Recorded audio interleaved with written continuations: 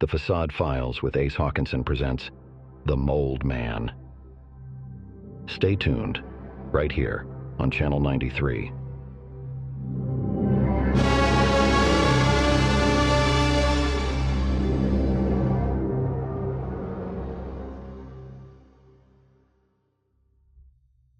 In 2011, Dr. Carl Ellison, a professor of mycology at Wayne University near Portland, Oregon, went missing.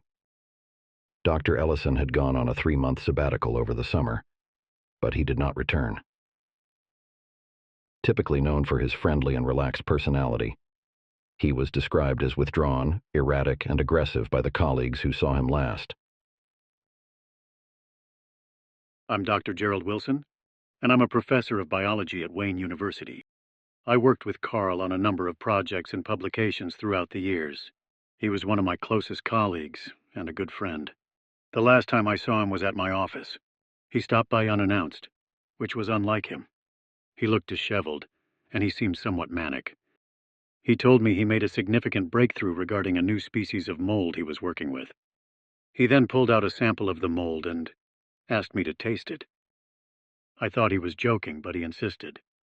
I told him that I was on a mold-free diet. He just stared at me for a moment and then left. I did not see him again. It was heartbreaking when I heard what happened. My name is Dr. Jean Robinson Palmer. I'm a physician at Wayne Pacific Hospital. Carl and I were married for about 7 years. We got divorced 5 years ago now. I hadn't seen him in a long time, not since I got remarried. He showed up to my house one day, a couple months before he went missing. He looked thin and dirty, and like he hadn't slept. I asked him if everything was okay. He told me about this new mold he was studying. He showed me a sample he had with him. It was a light blue color. He said it was safe to eat and called it nature's cotton candy. He then asked me to try it. I declined and said I wasn't hungry. Then he gave me this look, just a cold blank stare. Then he left. I became very concerned after that. I reached out later to check on him, but I did not hear from him again. At the time of his disappearance, Dr. Ellison had been working closely with a particular species of mold, Penicillium phalax. Very little was known about this species at the time. At a certain point, Dr. Ellison went radio silent. Nobody had seen or heard from him in months. A wellness check had been called over to his home. When police arrived, the lights were on, but there was no response. The front door was unlocked, so the police let themselves in. Everything seemed normal on the ground floor. But when they reached the basement, they were shocked at what they saw. There were giant, blue clusters of mold everywhere. They were spreading out of control. Specialists were called in to remove them.